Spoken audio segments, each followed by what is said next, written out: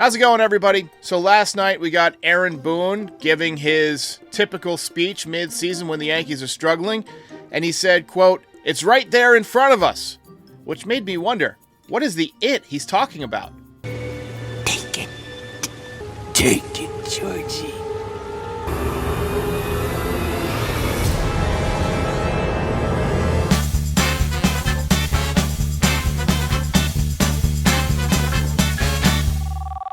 Sorry, but again, this is the first time I've ever had an issue with the broadcast.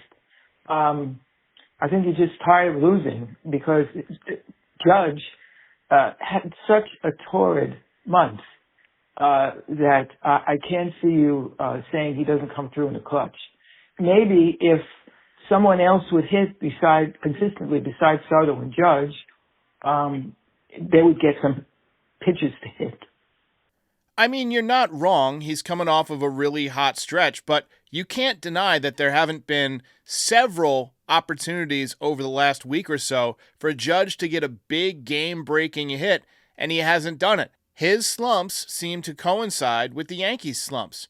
And, you know, if the Yankees aren't hitting, a lot of it is because Judge isn't hitting, and he has been in a little bit of a funk lately. Is he clutch? We'll write the chapter on how clutch Aaron Judge was throughout his career when his career is over, but recently he has not been getting the big hit. I'm sorry. Another tough loss. Getting used to it. Us fans are watching this same thing over and over and over again. It's getting rough. And it looks like, I don't know how you feel about it, but they should be walking somebody like Devers. There's zero reason to pitch to one of the only hitters on the team that constantly proves he can beat you. Yeah, I actually said it the night before, if you were watching the broadcast. I said that maybe we should just walk Devers every time he comes up because he consistently beats the Yankees. He consistently beats Gerrit Cole. And now yesterday he got Luis Gil. He got the bullpen. Look, some guys are just Yankees killers, and he is definitely one of them. So you got to be careful with him. 100% agree. Phil Giuliano. Yo, Derek, what do you have against Billy Martin, man? I never even hear you mention his name. He's a Yankee great. Yes, he was a Yankees great, but I never saw Billy Martin manage, at least while I was coherent enough to understand what a manager was. He died in 1989. I was 5 years old. I don't mention Red Ruffing either because I never got to see him pitch. There's a lot of Yankees greats that I don't talk about because I like to talk about things that happened while me and my viewers were alive. I'm sitting watching your show about Ben Rice.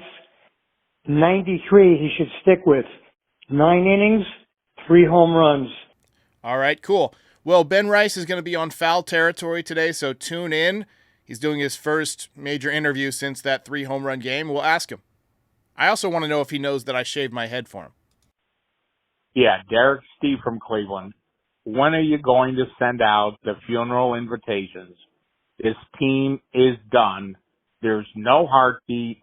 There's no character. There is no life. This season is over. It's unfortunate. I love the Yankees, but the funeral music needs to start.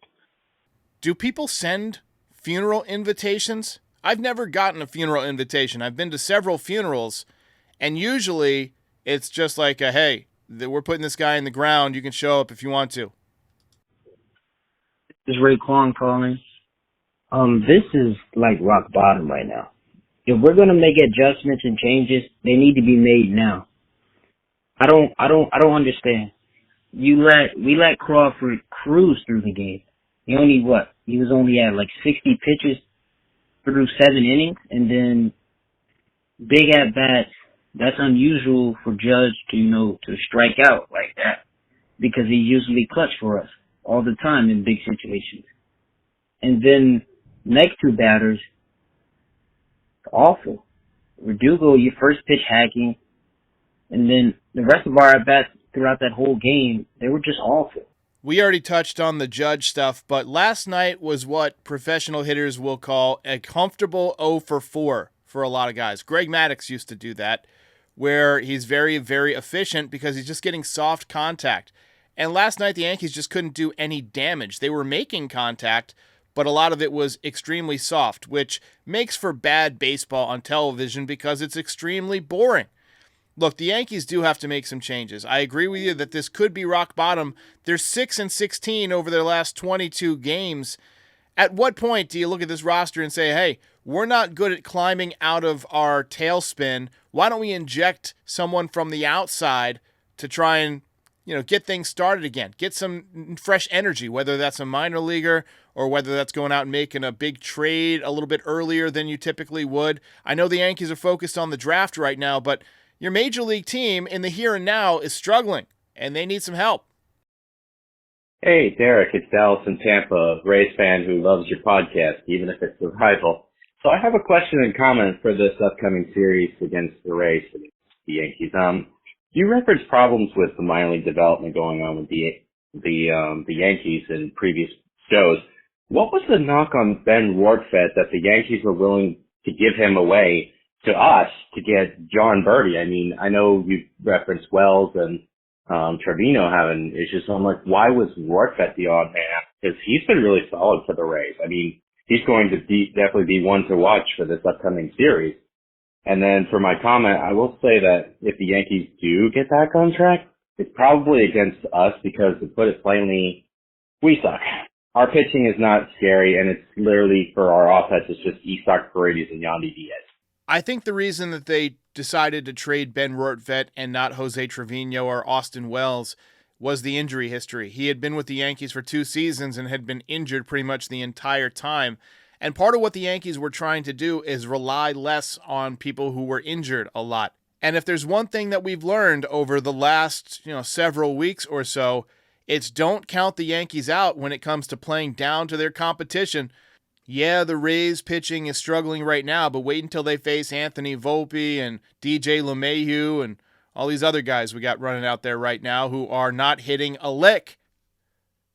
All right, ladies and gentlemen, I'm going to take the rest of the day off. Much needed vacation. Reminder, Ben Rice is on foul territory today, so tune in for that, and we'll see you next time. Hey everybody, we are on a mission for 50,000 subscribers on this channel by the end of the season. When we get there, we're going to give away some cool prizes. We're going to give away an official Yankees pinstripe jersey of your choice, 4 tickets to a Yankees game, plus some NYY Recaps merch. It takes 1 click and it's free. So if you watch every video, double check that you are subscribed. If you love the podcast, subscribe. Heck, even if you hate the podcast, hate me, hate the Yankees, hate my cat, who cares? Subscribe anyway so somebody can win these prizes. And we'll see you next time. Ball game over.